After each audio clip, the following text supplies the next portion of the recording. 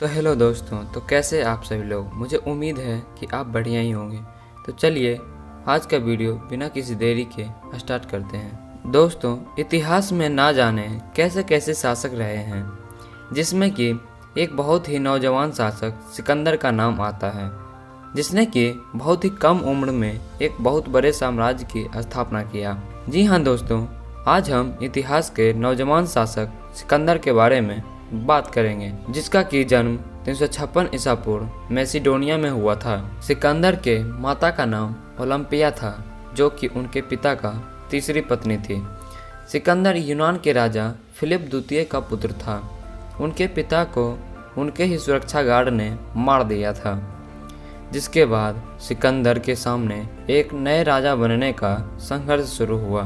सिकंदर के नाम से जानने वाले सिकंदर का मूल नाम अलेक्जेंडर मैसिडोनिया था। उन्होंने मात्र 12 साल की उम्र में एक जंगली घोड़े को काबू में कर लिया था, जिसका कि नाम बुफेकराल था, जो कि जीवन भर उसके साथ ही रहा। सिकंदर ने राजा बनने के संघर्ष में अपने सभी विरोधियों को मरवा दिया था और मात्र 20 साल की उम्र में राजा बन गया। इसके बाद इसने 12 वर्षों तक शासन किया। सिकंदर की पत्नी का नाम रुखसाना थी और उसके बाद सिकंदर ने एक एक करके यूरोप के सभी एरिया को जीतना शुरू कर दिया, क्योंकि सिकंदर को उसके गुरु अरस्तु ने उसे पूरी दुनिया जीतने को सपना दिखाया था।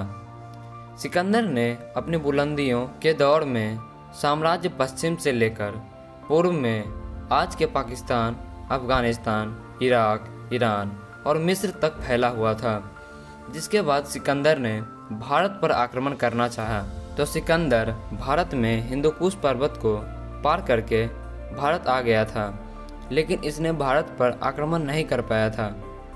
सिकंदर ने पंजाब के राजा पोरस से युद्ध कर लिया, जिसमें कि पंजाब के राजा पोरस हार गए, लेकिन सिकंदर ने इसकी वीरता को देखकर उन्हें अपना मित्र बना लिया और अपनी पत्नी से इसको राखी बंधवाया था।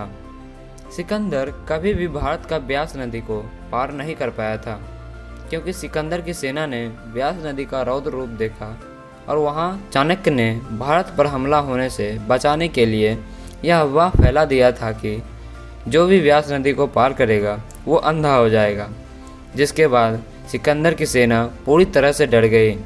सिकंदर ने अपनी सेना को बहुत प्रेरित किया नदी पार करने के लिए, लेकिन किसी ने हिम्मत नहीं दिखाई और सिकंदर भारत से अपने सेना के साथ 325 ईसा पूर्व भारत से लौट गया।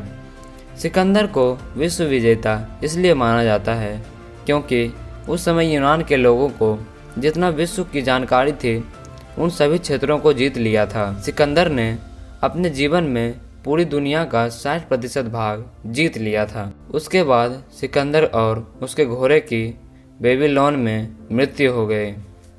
तो हेलो दोस्तों, ऐसे ही क्रिएटिव वीडियो देखने के लिए हमारे इस चैनल क्रिएटिव स्टोरी 422 को सब्सक्राइब करें।